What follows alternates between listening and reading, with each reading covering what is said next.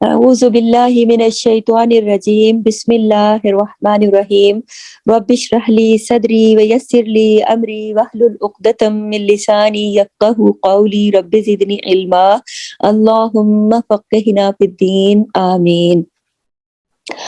آج ہمارا جز نمبر 3 سورہ آل عمران آیت نمبر 82 ہے۔ لفظی ترجمے دیکھتے ہیں پہلے۔ افغیرہ کیا بھلا وہ، کیا بھلا علاوہ، افغیرہ کیا علاوہ اس کے، یعنی کیا بھلا علاوہ، دین اللہ اللہ کے دین کے، یبغون وہ کچھ اور تلاش کرتے ہیں، و لہو حالانکہ اسی کے لیے اسلم فرما بردار ہوا، من جو کوئی فی السماواتی آسمانوں میں، والارض اور زمین میں ہے، طوعا خوشی سے، وکرہن اور نہ خوشی سے، والیہ اور طرف اسی کے، یرجعون وہ لوٹائے جائیں گے۔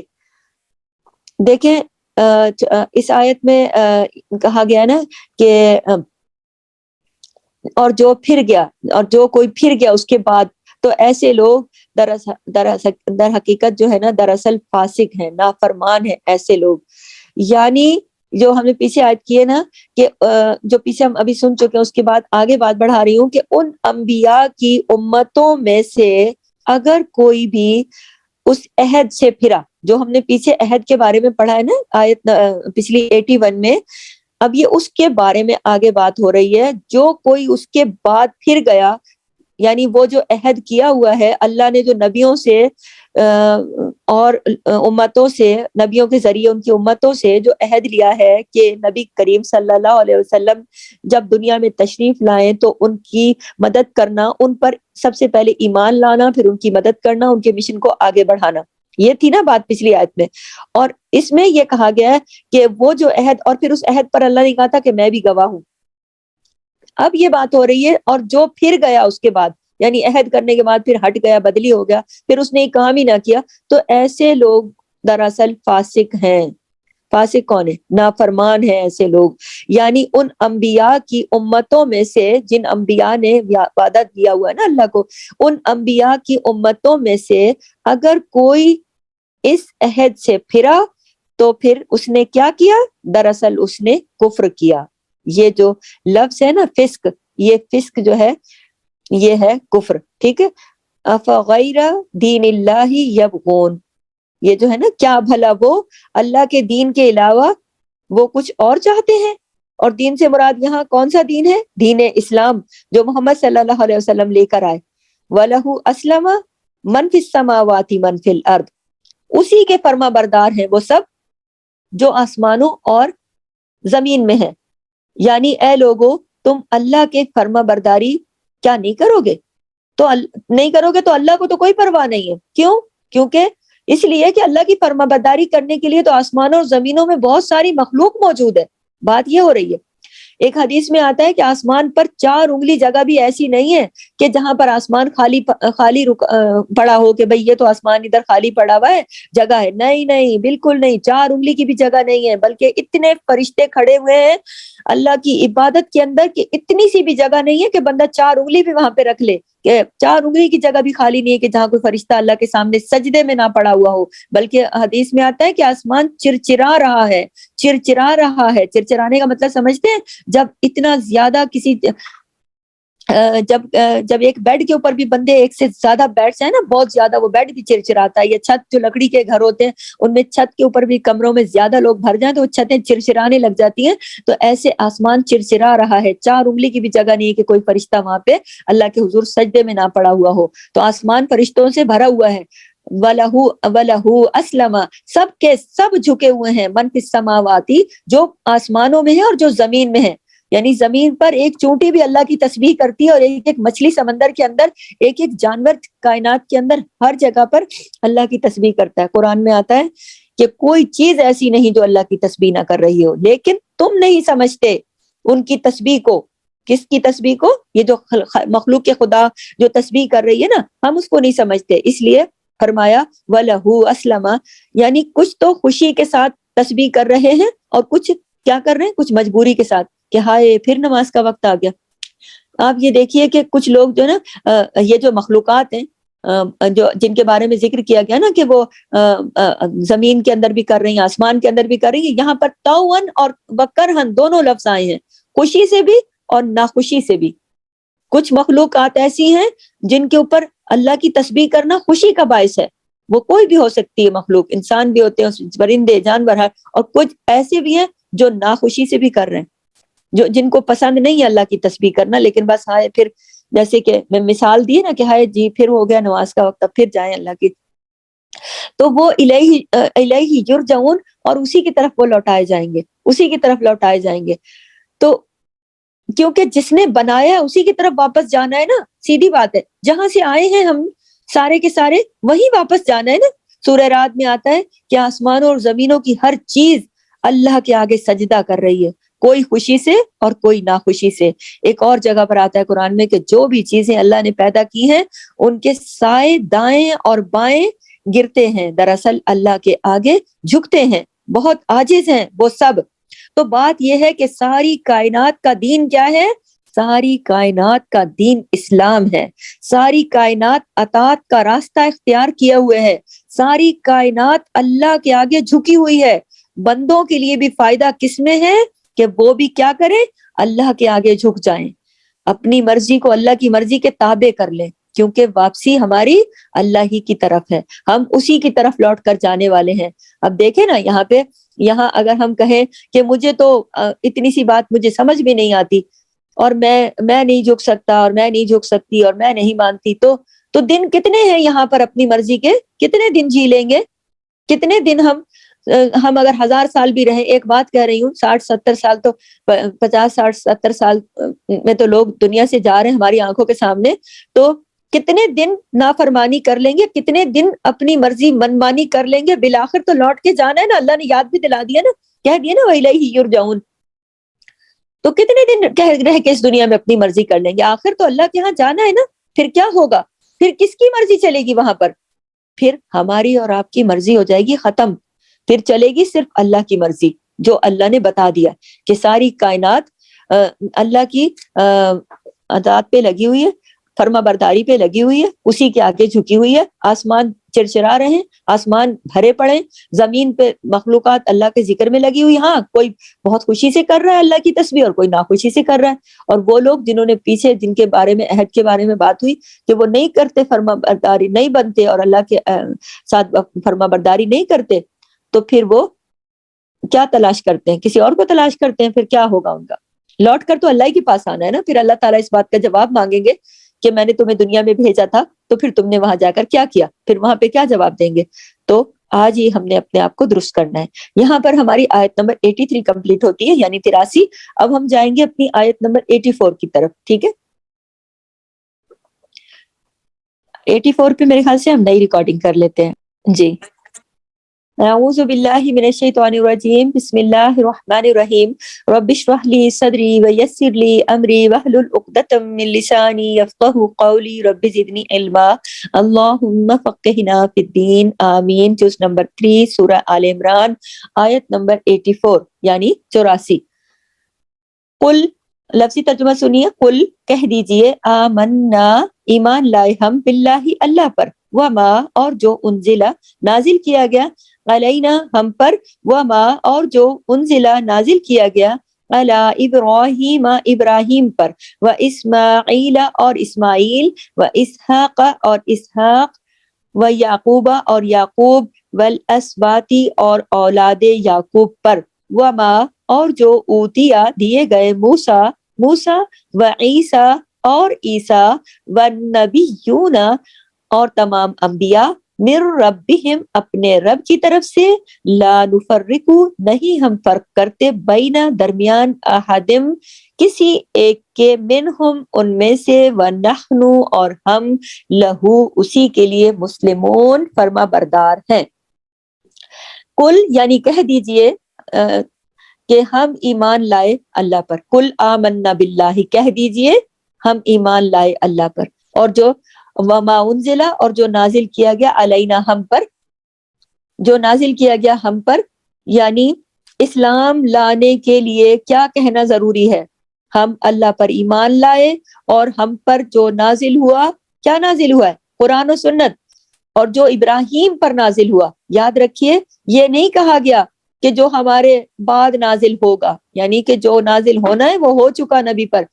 کسی اور نبی کے آنے کی اور کوئی بات کی، کسی بات کی کوئی بھی دلیل قرآن پاک میں موجود نہیں ہے. لکھ لیجئے اپنے پاس کہ قرآن میں کہیں پر بھی کسی دوسرے نبی یا اس پر کسی پیغام کی کوئی بھی دلیل موجود نہیں ہے. اللہ نے اس آیت میں بھی یہ واضح کر دیا کہ ایمان لانا ہے اس طرح کہ ہم اللہ پر ایمان لائے اور جو نازل ہوا یعنی قرآن و سنت، اور جو ابراہیم پر، ابراہیم تو پہلے آ چکے نا، بعد کی کوئی کہانی نہیں ہے، تو صرف پہلے ہی کی بات کی گئی ہے. جبکہ پچھلے سارے انبیاء نے، جب ہمارے پچھلے جتنے بھی انبیاء آئے تھے، آنے والے ان سے آنے والے نبی کے بارے میں بات کی گئی. کون سے؟ ہمارے پیارے نبی، وہ آ چکے.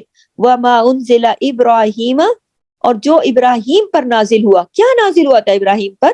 صحف ابراہیم و اسماعیل، اور اسماعیل پر بھی ان کی کتاب اور صحیفوں کا. تو ابراہیم پر تو صحف ہوا نا، یہ صحف ابراہیم جو نازل ہوئے، اور اسماعیل پر ان کی کتاب اور صحیفوں کا ہمیں نہیں معلوم ہے، لیکن بلکہ ابراہیم کے ساتھ تھوڑا تھوڑا کہیں کہیں ذکر آتا ہے ان کا بھی، کہ دونوں ہی اللہ کے آگے جھک گئے. یہ ذکر آتا ہے نا کہ دونوں ہی اللہ کے آگے جھک گئے. جب ابراہیم کو بیٹے کے ذبح کرنے کا حکم ملا تھا تو انہوں نے اپنے بیٹے کو خواب سنایا، تو بیٹے نے کیا کہا تھا کہ آپ مجھے ثابت قدم پائیں گے. تو قرآن مجید میں جہاں صابر پیغمبروں کا ذکر آتا ہے نا، وہاں پر اسماعیل علیہ السلام کا ذکر آتا ہے.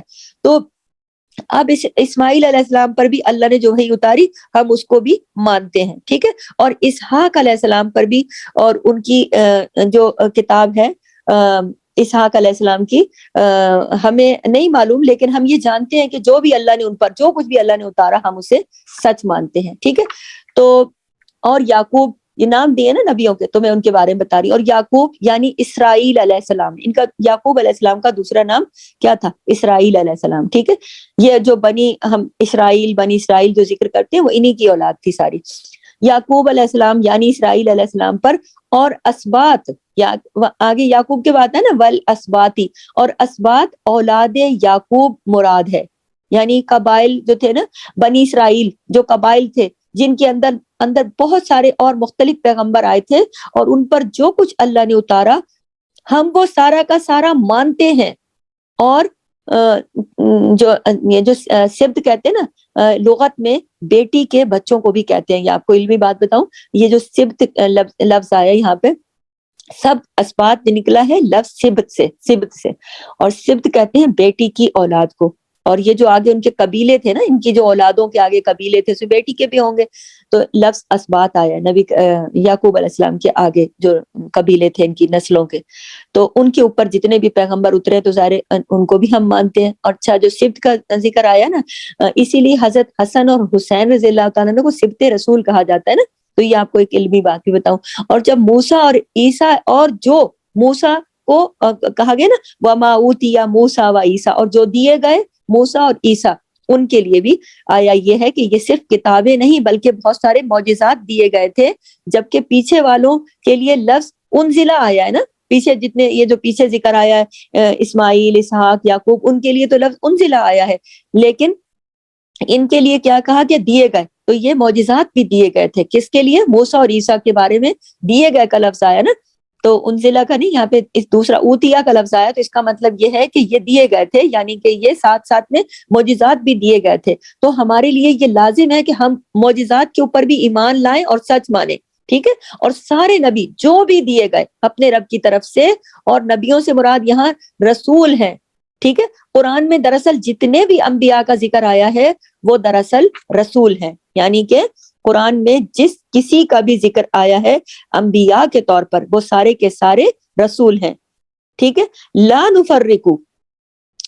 نفرق بین احد منہم، نہیں ہم فرق کرتے درمیان کسی ایک کے ان میں سے، یعنی ہم ان میں سے کسی کے درمیان بھی فرق نہیں کرتے. کس بات کا فرق نہیں کرتے؟ ہم ان پر ایمان لانے میں، یعنی ہم سب کو نبی مانتے ہیں، ٹھیک ہے، رسول مانتے ہیں، کوئی تعصب نہیں ہے ہم میں. یہ دراصل یہ بتایا جا رہا ہے اہل کتاب کو یہ بات کہ تم تعصب برتتے ہو، جو کہ ہمارے پیغمبر کو تم نہیں مانتے ہو، ہم تو وہ ہمارے پیغمبر سے تعصب کرتے تھے نا کہ یہ ہماری قوم سے قبیلے سے نہیں ہے, ہمارے بنی اسرائیل سے نہیں ہے, تو ان کو بڑا تعصب تھا, بڑا حسد تھا.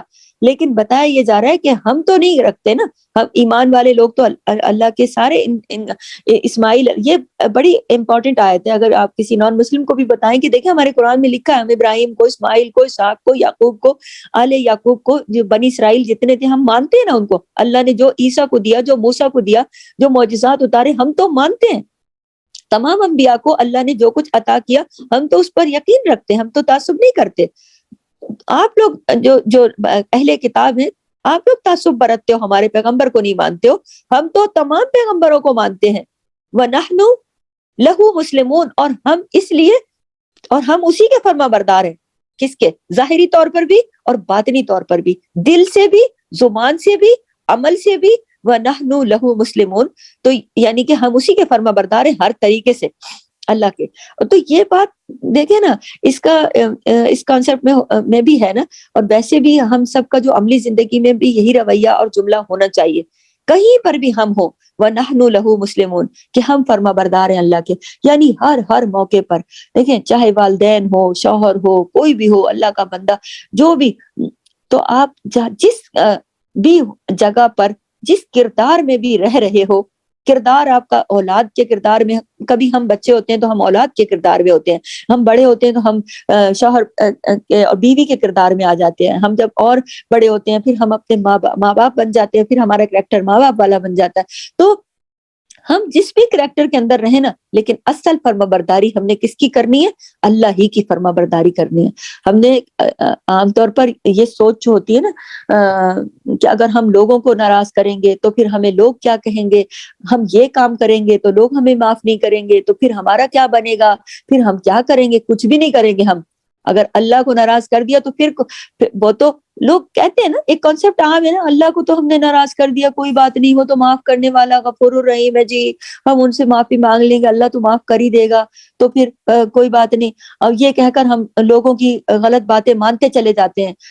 بعض اوقات گھر میں پیرنٹس نہیں ہوتے زیادہ دیندار, بعض اوقات شوہر نہیں ہوتا زیادہ دیندار, بعض اوقات سسرال والے نہیں ہوتے دیندار, بعض اوقات ہوتے ہیں, مطلب الگ الگ حالات ہوتے ہیں نا, الگ الگ حالات ہوتے ہیں.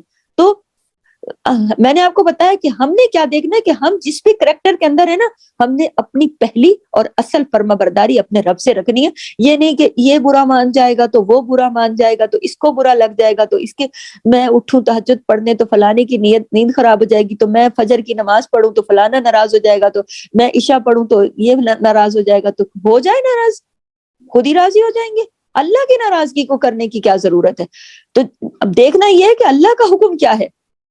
کسی مخلوق کی بات ماننا اللہ کے حکم کے آگے جو ہے نا, اللہ کے حکم کے اوپر کسی اور مخلوق کی بات ماننا ہرگز جائز نہیں ہے.